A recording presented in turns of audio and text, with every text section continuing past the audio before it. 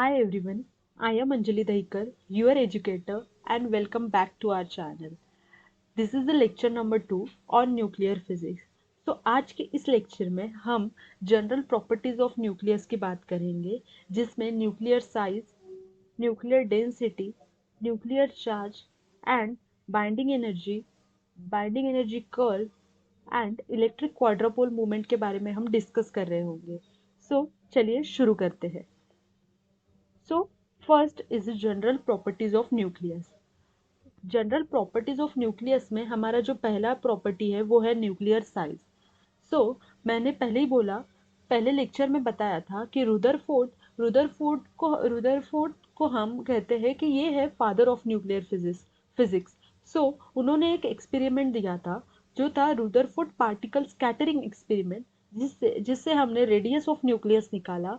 The radius of nucleus R and its mass number A is given by R जो है वो directly proportional to A का power 1/3 है. A जो हमारा मास नंबर हो गया. तो अब ये डायरेक्टली प्रोपोर्शनल है, तो हमें इसे इक्वल टू लाना है, तो हमें एक कोई भी कांस्टेंट लगाना पड़ेगा. तो हमने लगा दिया R0. R0 is the constant of proportionality and it is equal to 1/2 to 1/4 fermi. ठीक है. और 1 फर्मी की वैल्यू जो होती है वो होती है 10⁻⁻15 मीटर. ठीक है.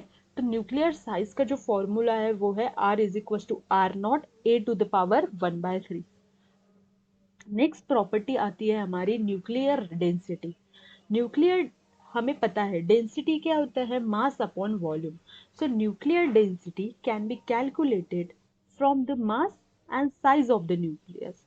Nuclear density is equal to nuclear mass upon nuclear volume. Nuclear mass क्या होता है, न्यूक्लियर मास है A and M M, where A जो हमारा है मास नंबर है एंड एम जो है मास ऑफ वन न्यूक्लिया, और अप्रोक्सीमेटली इसकी वैल्यू जो होती है वो है 1.67 into 10⁻⁻27 kg. Now nuclear mass तो निकल गया. अब है न्यूक्लियर वॉल्यूम. वॉल्यूम का जो फॉर्मूला होता है 4/3 पाई आर क्यूब, पता है 4/3 पाई आर क्यूब है. आर जो है वो न्यूक्लियर रेडियस है, तो हमने आर की जगह पे आर का फॉर्मूला लगा दिया, R0 A⁴ So nuclear density is equals to Mn upon 4/3 pi R0 cube. Now nuclear density की जो वैल्यू होती है वो है 1.816 इंटू 10⁻17 kg मीटर क्यूब. अगर न्यूक्लियर डेंसिटी की वैल्यू काफी ज्यादा है तब मैटर है, जो न्यूक्लियर मैटर है वो एक्सट्रीमली कंप्रेस स्टेट में रहता है. मैंने क्या कहा, जब न्यूक्लियर डेंसिटी की वैल्यू हाई होती है तब जो हमारा न्यूक्लियर मैटर है वो एक्सट्रीमली कंप्रेस स्टेट में रहेगा. Okay. Now moving to the third property, that is nuclear charge. अब न्यूक्लियॉन में क्या होता है, न्यूक्लियॉन में क्या रहता है, proton and neutron. But neutron का जो चार्ज है, कोई चार्ज नहीं है न्यूट्रॉन पे, न्यूट्रॉन ये न्यूट्रल है एंड प्रोटॉन्स पॉजिटिव चार्ज है. सो nuclear the charge of nucleus is due to the protons present in it. Nucleus का जो चार्ज है किसके वजह से है, क्योंकि वहां पे प्रोटॉन प्रेजेंट है. अब each proton has a positive charge and it's equal to 1/6 into 10⁻19 C. Now the nuclear charge is equal to Ze, और हमारा जो हमारा Z है ये है atomic number. Okay. Third topic is binding energy. जब प्रोटॉन और न्यूट्रॉन कंबाइन होते हैं तो न्यूक्लियस बनता है. The mass that disappear the mass that disappear and it's converted into equivalent amount of energy, वो एनर्जी को हम बाइंडिंग एनर्जी ऑफ न्यूक्लियस कहेंगे. तो binding energy is equal to ZMP plus NMN minus M into C². Z is what, atomic number, MP is mass of proton, N is a neutron, Mn is a mass of nucleus minus M into C². Okay. तो यहाँ पे हम कुछ point देख रहे हैं. First point है कि binding energy determine the stability against disintegration. Okay, third second point आएगा कि अगर बाइंडिंग एनर्जी काफी ज्यादा है, लार्ज है, तो न्यूक्लियस ये स्टेबल रहेगा। थर्ड पॉइंट है बाइंडिंग एनर्जी पर न्यूक्लियाई वैरीज होती है फ्रॉम एलिमेंट टू एलिमेंट। अब कैसे वैरी होता है बाइंडिंग एनर्जी पर न्यूक्लियॉन, कैसे वैरी कर रहा है एलिमेंट टू एलिमेंट, चलिए देखते हैं। This is the binding energy graph. So हमने एक ग्राफ प्लॉट किया है यहाँ पे, जिसके एक्स एक्सिस पे हमने लिया mass number and Y axis पे हमने लिया negative binding energy per nucleon. ठीक है, तो थर्ड पॉइंट में हमने कहा था कि binding energy per nuclear vary हो रहा है from element to element. Okay, तो यहाँ पर एलिमेंट्स है, हाइड्रोजन है, हीलियम है, लिथियम है, नाइट्रोजन है, ऑक्सीजन है, आयरन है।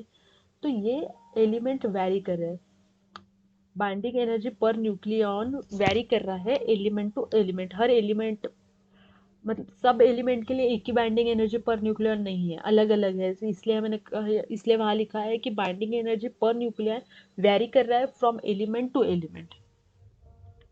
Next, explanation of binding energy curve. ये जो कर्व है उसको हम एक्सप्लेन करेंगे थोड़ा बहुत। फर्स्ट पॉइंट है binding energy per nuclear increases sharply with mass number A up to 20।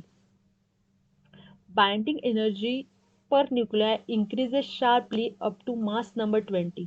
Mass number 20 तक बाइंडिंग एनर्जी इंक्रीज हो रहा है। ठीक है, मास नंबर 20 तक बाइंडिंग एनर्जी इंक्रीज हो रहा है। ठीक है, next point is it increases slowly after A is equal to 20। Mass number 20 तक binding energy per nuclear increase हो रहा है, देन मास नंबर 20 के बाद में बाइंडिंग एनर्जी इंक्रीज हो रहा है, पर स्लोली फॉर्म में स्लोली इंक्रीज हो रहा है। Now the curve becomes almost flat for mass number between 40 and 120. Beyond 120 it decreases slowly as A increases. तो ये जो कर्व है मास नंबर 40 से 120 तक ऑलमोस्ट फ्लैट हो गया है। मास नंबर 40 से 120 तक ये जो कर्व है ऑलमोस्ट फ्लैट हो गया है। एंड इसके बाद में आफ्टर 120, आफ्टर मास नंबर 120 के बाद में ये कर्व ऑलमोस्ट डिक्रीज हो रहा है, स्लोली डिक्रीज फॉर्म में जा रहा है। ठीक है, now second point, binding energy पर nuclei reaches a maximum value at A is equals to 56 m electron volt। And जो आयरन है, आयरन न्यूक्लियस है, ये मोस्ट स्टेबल है। बहुत बार क्वेश्चन में पूछता है कि मोस्ट स्टेबल एलिमेंट बताओ, तो most stable element is iron. क्योंकि जब binding energy per nuclear increase हो रहा है एंड फिर कुछ आफ्टर 20 के बाद में ये स्लोली इंक्रीज हो रहा है, तो एक ऐसे रीजन पे पहुंचता है जो काफी स्टेबल है, reason of very stable nuclides है ये जो आयरन है।